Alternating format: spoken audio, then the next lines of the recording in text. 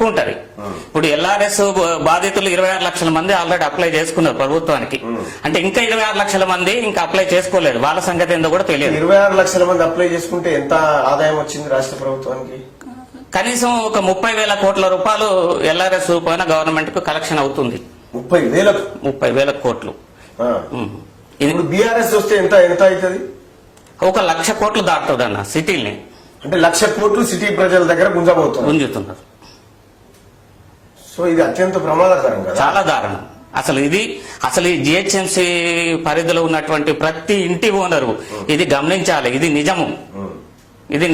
BRS party కనుక ఇప్పుడు GHMC ఎన్నికల్లో గెలిస్తే గోవిందా అంతే సంగతులు. అంతే. బీఆర్ఎస్ రుద్దుడే, ఎల్ఆర్ఎస్ రుద్దుడే. ఎల్ఆర్ఎస్ లేని ప్లాట్లను రిజిస్ట్రేషన్ చేయని అని చెప్పి లక్షలాది ప్రజల్ని పీడిస్తున్నది మాత్రం కూడా నిజమే కదా, మనకు తెలుస్తుంది కదా. రిజిస్ట్రేషన్లు బంద్ చేసి 75 రోజులు అవుతుంది. ఒక్కొక్కరు తిండికి లేక ఆత్మహత్యలకు రెడీ అవుతున్నారు పాపం. రియాల్టర్స్ అవసరాలకు అమ్ముకున్న వ్యక్తులు. చాలా దారుణమైన పరిస్థితి ఏర్పడ్డది తెలంగాణలో. రాష్ట్ర వ్యాప్తంగా అన్ని జిల్లాల్లో ఉన్నటువంటి రియాల్టర్స్ గాని, అవసర రీత్యా ప్లాట్లు అమ్ముకున్న వాళ్ళు గాని నానా కష్టాలు, చాలా ఇబ్బందులు పడుతున్నారు అన్న. రైట్. ప్రజలారా చూస్తున్నారు కదా, జిహెచ్ఎంసీ ప్రజలారా, మీ ముందు అత్యంత ప్రమాదం పొంచి ఉంది.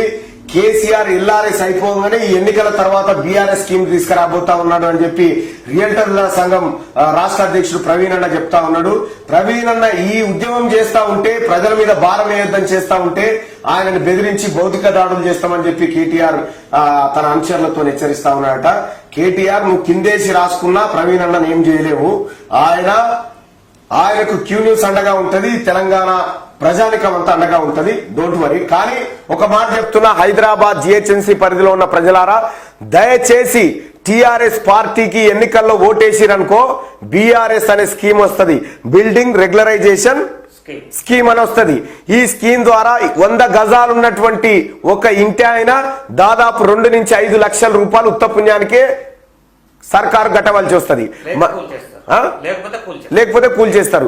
ఇది కావన్నా, ఈ కూల్చేటువంటి రాబోయే మన మీద పిడిగేస్తున్నటువంటి టీఆర్ఎస్ కావన్నా, లేకపోతే మన మీద మనం సేఫ్ గా ఎప్పట్లెక్క బ్రతకాలనుకుంటే టీఆర్ఎస్ ను బొందబెట్టాలన్నా మీరే ఆలోచించుకోండి. దయచేసి హైదరాబాద్ లో ఉన్నటువంటి ప్రతి ఇంటి ఓనర్ కు చెప్తా ఉన్నా, దయచేసి టీఆర్ఎస్ పార్టీ కోటేయకండి. నేను చెప్పిన మాట గతంలో చెప్పినట్టే జరుగుతా ఉంది. ఈ మాట కూడా చెప్తా ఉన్నాం. బీఆర్ఎస్ అనే స్కీమ్ రాబోతా ఉంది. ఈ బీఆర్ఎస్ వచ్చిన తర్వాత మీ చేతిలో ఏమీ ఉండదు.